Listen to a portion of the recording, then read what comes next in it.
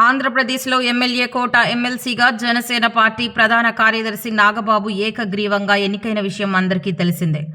బుధవారం ఆయన ఎమ్మెల్సీగా ప్రమాణ స్వీకారం చేశారు. ఏపీ శాసనమండలి చైర్మన్ మోషేనురాజు నాగబాబుతో ప్రమాణ స్వీకారం చేయించారు.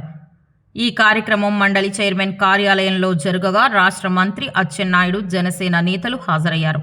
భారత రాజ్యాంగం పట్ల నిజమైన విశ్వాసం, విధేయతను ప్రదర్శిస్తానని, భారతదేశ సార్వభౌమాధికారాన్ని, సమగ్రతను కాపాడుతానని నాగబాబు ప్రమాణం చేశారు.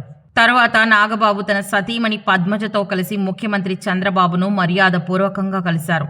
సీఎం కార్యాలయానికి వెళ్లిన నాగబాబు దంపతులు చంద్రబాబుకు శాలువా కప్పి సన్మానించారు. ఈ సందర్భంగా చంద్రబాబు నాగబాబుకు శుభాకాంక్షలు తెలియజేసి ఆయనకు శాలువా కప్పి వెంకటేశ్వర స్వామి ప్రతిమను బహుకరించారు. ఇదిలా ఉండగా ఎమ్మెల్యే కోటాలో ఎమ్మెల్సీగా ఎన్నికయ్యేందుకు అవకాశం కల్పించిన ముఖ్యమంత్రి చంద్రబాబు, ఉప ముఖ్యమంత్రి పవన్ కళ్యాణ్ సూచనలకు అనుగుణంగా తన బాధ్యతలను నిబద్ధతతో నిర్వర్తిస్తానని జనసేన ఎమ్మెల్సీ నాగబాబు తెలిపారు. ప్రజా సంక్షేమం, జవాబుదారీతనం ప్రధాన లక్ష్యాలుగా పనిచేస్తున్న కూటమి ప్రభుత్వంలో శాసనమండలి సభ్యుడిగా తన కర్తవ్యాలను క్రమశిక్షణతో నిర్వహిస్తానని బుధవారం ఓ ప్రకటనలో పేర్కొన్నారు.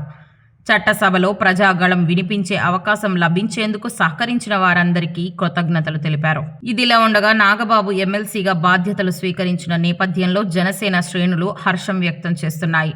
పార్టీకి ఇది మరింత బలాన్ని చేకూరుస్తుందని నేతలు భావిస్తున్నారు. శాసన మండలిలో జనసేన శబ్దం ఎలా ఉంటుందో వేచి చూడాలి మరి.